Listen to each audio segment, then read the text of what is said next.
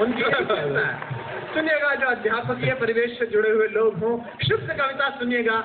मैं भारत के सबसे तेज और फर्टाइल ब्रेन के सामने खड़ा हूं, इसलिए ऐसा ना लगे कि हिंदी की कविता सिर्फ ठहाके की कविता है। हिंदी की कविता के पास कुछ है, और पहुंचता हो तो मुझे सूचित कीजिएगा। सुनेगा, तब एक पगली लड़की के बिन जीना गद्दारी लगता है, और उस पगली लड़की के बिन मरना भी भारी लगता है।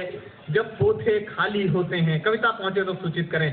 जब पोथे खाली होते हैं, जब हर सवाली होते हैं, जब गजलें रास नहीं आती, अफसाने गाली होते हैं, जब बासी फीकी धूप समेटे दिन जल्दी ढल जाता है, दाद मिले, जल्दी ढल जाता है, जब सूरज का लश्कर छत से गलियों में देर से जाता है, जब जल्दी घर जाने की इच्छा मन ही मन घुट जाती है, जब कॉलेज से घर लाने वाली पहली बस छूट जाती है, पहली बस छूट जाती है, पहली बस छूट जाती है। पंक्ति सुने, अगली दो शरारती पंक्ति। पहली बस छूट जाती है, जब बेमन से खाना खाने पर माँ गुस्सा हो जाती है, जब लाख मना करने पर भी पारो पढ़ने आ जाती है, जब लाख मना करने पर भी पारो पढ़ने आ जाती है। ये पंक्ति पहुंचे कविता की और आपकी तालियां उठे। पारो पढ़ने आ जाती है, जब अपना मन चाहा हर काम, जब अपना मन चाहा हर काम कोई लाचारी लगता है, तब एक पगली लड़की के बिन जीना गद्दारी लगता है, और उस पगली लड़की के बिन मरना भी भारी लगता है। अगला बंद कुंवारों को समर्पित है और कामयाब कुंवारों को समर्पित है। आप लोग मोस्ट वांटेड लोग हो अपने मोहल्ले के, मैं जानता हूं, और खासकर जो फाइनल ईयर वाले हैं वो ज्यादा ही वांटेड हैं।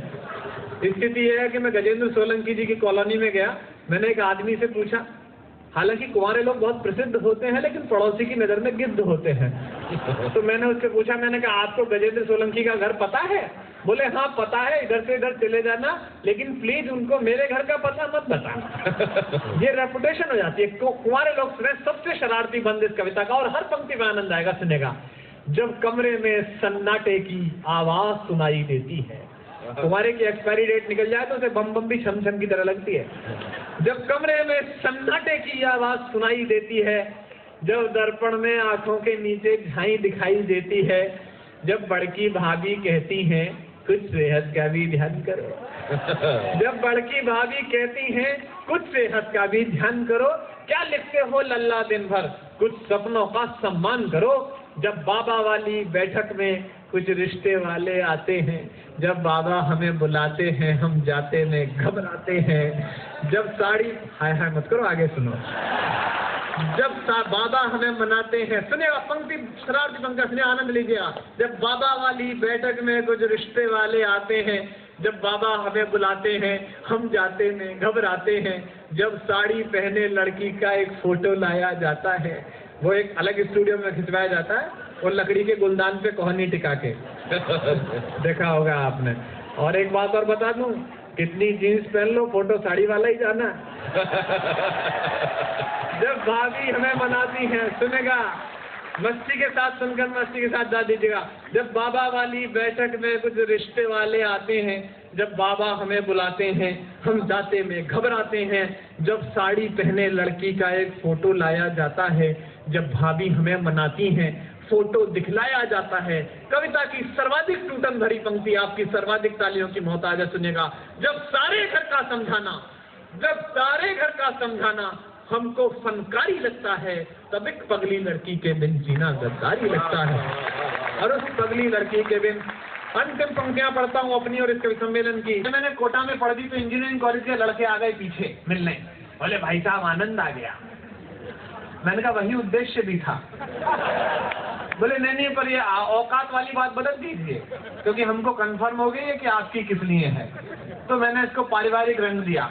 दीदी कहती हैं, दीदी कहती हैं उस पगली लड़की की कुछ औकात नहीं। दीदी कहती हैं, पंक्तियां सुनना वसीम बरेलवी साहब की और दाद देना बड़े शायर को, मोहब्बत में बुरी नीयत से कुछ सोचा नहीं जाता। जिनके बीच अभी झगड़ा हो गया हो 14 से पहले या बाद में वो सुन लें। मोहब्बत में बुरी नीयत से कुछ सोचा नहीं जाता, कहा जाता है उसको बेवफा समझा नहीं जाता, कहा जाता है उसको बेवफा समझा नहीं जाता। दीदी कहती है, दीदी कहती है उस पगली लड़की की कुछ औकात नहीं, उसके दिल में भैया तेरे जैसे प्यारे जज्बात नहीं, वो पगली लड़की मेरी खातिर 9 दिन भूखी रहती है, चुप चुप सारे व्रत करती है, पर मुझसे कभी न कहती है। मातृशक्ति बैठी है, महिलाओं को व्रत करने का बहाना चाहिए। अभी मैं ओम जी के गया करवा चौथ के दिन, तो ओम जी की पत्नी मारवाड़ की है, वो व्रत रखती है करवा चौथ पे, तो मौन व्रत रखती है। तो हम लोग 12 बजे उठे तो वो बोलने ही नहीं थी, तो मुझे लगा कि ओम जी की कोई पुरानी वीडियो फिल्म पल्ले पड़ गई है, भाई अपने को पता नहीं था। तो मैंने ओम जी से कहा, यार ये खाना क्यों नहीं खा रही है भाभी? और वो बोले, कम वक्त आज खाना क्यों खाएगी, आज ये भूखी रहेगी, इससे मेरा स्वास्थ्य सुधरेगा। मैंने कहा, इतना सुधरा हुआ है और कहाँ जाओगे? बोले नहीं सुधरेगा इससे। फिर मैंने 5 बजे फिर पूछा, क्योंकि अपन तो REC से शुरू हुए थे, रीजनल इंजीनियरिंग कॉलेज से। मैंने कहा, टेक्निकल डिफरेंस है यार बात में? बोले क्या? मैंने कहा, मैं जानना चाहता हूँ कि गाय के भूसा छोड़ देने से सांड की पर्सनैलिटी कैसे निकल सकती है? लेकिन देश है या कुछ भी हो सकता है। सुनेगा दीदी कहती हैं, अंतिम पंक्तियां सुनिएगा, था के और तालियों के बीच विदा हो। दीदी कहती हैं, उस पगली लड़की की कुछ औकात नहीं, उसके दिल में भैया तेरे जैसे प्यारे जज्बात नहीं। वो पगली लड़की मेरी खातिर 9 दिन भूखी रहती है, चुप चुप सारे व्रत करती है, पर मुझसे कभी न कहती है।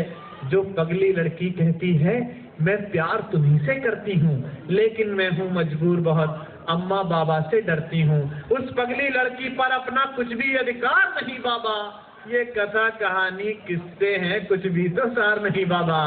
बस उस पगली लड़की के संग, बस उस पगली लड़की के संग जीना फुलवारी लगता है, और उस पगली लड़की के बिन मरना भी भारी लगता है। और आपसे कहना चाहता हूँ कि सितारों को आंखों में महफूज रख लो,